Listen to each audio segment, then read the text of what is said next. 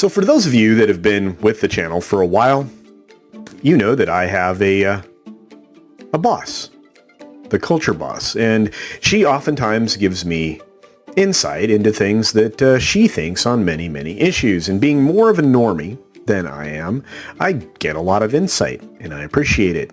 But recently, she thought, hey, let me figure out a way to contribute more directly. And so, she wrote me a letter.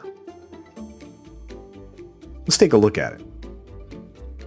Ladies and gentlemen, hiss and foes, welcome to the Culture Casino!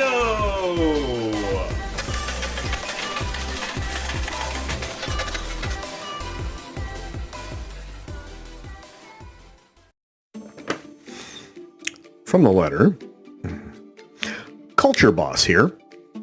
Culture's video about Dexter returning to TV got me thinking about a few things. Like CC, that's me, I enjoyed Dexter and I watched all of them through the John Lithgow season, which is true. After that season, I stopped watching. If it is coming back, I will have to re-watch the first seasons and then finish with the rest to be ready. I've said for years that there are no original ideas coming out of Hollywood. And she has. And while I am cautiously optimistic about Dexter returning, it again proves my point. There are no new ideas, or at least ones that are allowed to be made these days. This being said, it occurred to me that I have done this most of my life with TV shows, and I never really thought about it until now, as to why I did that. I would find a show that I really liked and watch it for 2, 3, or 4 seasons, and then lose interest. I've come up with a couple of reasons. There are 5 here. Number 1. The characters in the show become caricatures of themselves. Shows like Friends and Cougar Town are excellent examples of this. In the first seasons, they were more well-rounded people. As the seasons go on, the writers get lazy and the characters are dumbed down to a point where it becomes unwatchable for me. Number 2. The original idea of a show becomes something else entirely. Big Bang Theory is one of those shows for me. What started out as 4 nerdy-like guys and 1 hot chick became 3 couples and a nerd guy. It became another couples comedy, and to me, lost its edge. While I enjoyed some of the later seasons, it just wasn't the same. Number 3. There is also the Brady Bunch, Cousin Oliver syndrome, where kids grow up and they need another cute little one for all those types of jokes. The Cosby Show and Family Ties tried that too. Number 4. The original characters I was really invested in leave the show and are replaced with others.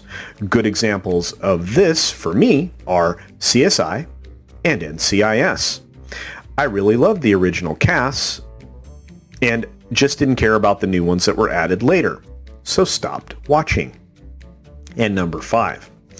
Characters in later seasons do things that you just don't believe they would do. When you finish watching the series, it makes it almost impossible to go back and binge watch the series all over again. Game of Thrones is the best example of this ever. Wow. As I look back, I think many of these happen to be a popular show whose writers lose interest, but the ratings are still high. So the studios continue to make them. Thus, Happy Days becoming the phrase, jumping the shark. Shows like MASH and Mad Men, to me, buck that trend. The characters in the beginning were not fleshed out, and we watched them grow to become who they were. I enjoyed both of these until the end. Unfortunately, these are rare examples of this for me, and personally, Dexter lost my view when they killed Rita. And there you have it. And I have to agree.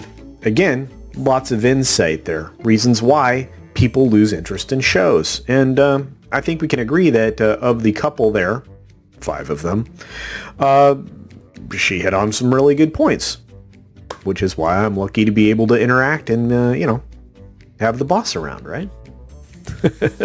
Anyway, I just thought it'd be a lot of fun to share some of her perspective when it comes to shows like this. And of course, with Dexter being rebooted and so many other fan favorites, you have to ask, or continue to ask in this case, are there really no new ideas? Maybe not. Anyway, thanks for checking out this video today, guys. I really appreciate it. I'm going to do this from time to time because the boss has some unique insights, and I'm certain that she'll provide us with some more letters. Be sure to check out other independent creators. Support them as much as you can because they don't have a big mechanism to support them. They only have you. And so do I.